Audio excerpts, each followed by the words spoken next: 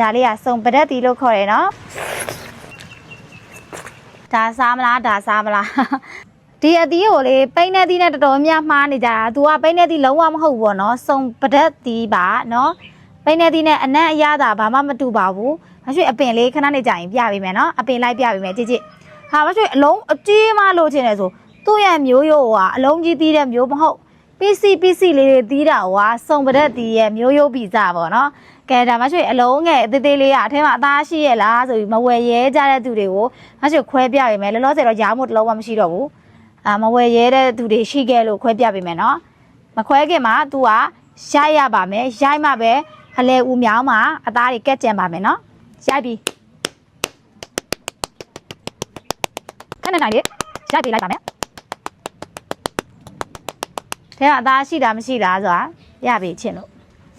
အရောက်ဘယ်လိုမှပို့လို့မရဘူးဘာဖြစ်ဆိုတော့ဒလီတွေဒီအနံ့ကိုမူးတော့မခံနိုင်ဘူးအခြားအထုပ်တွေပါအနံ့ဆွဲသွားနိုင်တယ်ဆိုတော့သူတို့ရောက်ဘယ်လိုမှလက်မခံပါဘူးနော်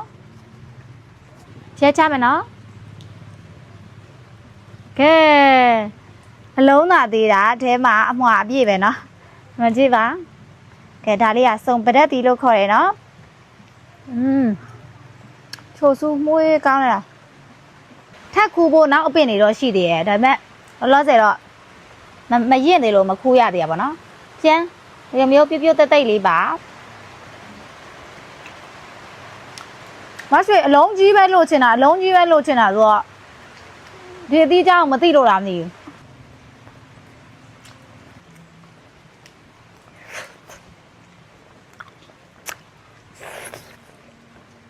ကြောက်ဒီနောက်ကဒူးရင်သီးတွေတွေ့ပြီးတော့မရဘူးလားမေးမယ်သိတယ်ချောင်းနဲ့ဒူးရင်သီးอ่ะနယ်ဝေးပဲမပို့တာနော်ပင်ကျွေအမှဲ့တွေ share ပဲမှာဒါစားမလားအဲ့မှာလဝယ်လို့ရတယ်ဒူးရင်သီးอ่ะလေနယ်ဝေးကကြမဆွေပြင်းလို့မပို့နာနယ်ဝေးကကြအာမကန်မရှိဘူးတစ်လုံးပြရင်တစ်လုံးအစားလုံးဝမပြီးဘူးပေါ့နော်အဲ့မှာလဝယ်ရင်တော့ချက်ချင်းခွဲပေးတယ်ကောင်းတာဝယ်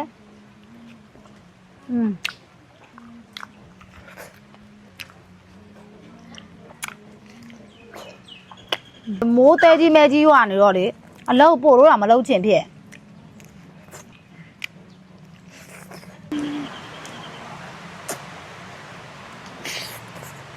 ဒီကောင်ကပူတဲ့တက်တိရှိတယ်ဒူးရင်သီးလိုမျိုးတက်တိပေါ့နော်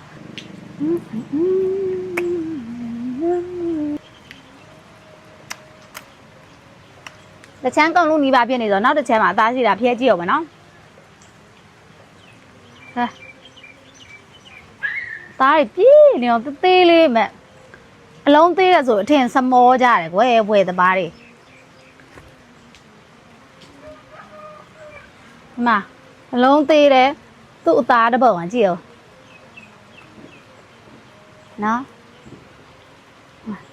အလုံးသာသေးတာဒီမှာသူ့ရဲ့အသားတွေပုံကြီးပဲရှိ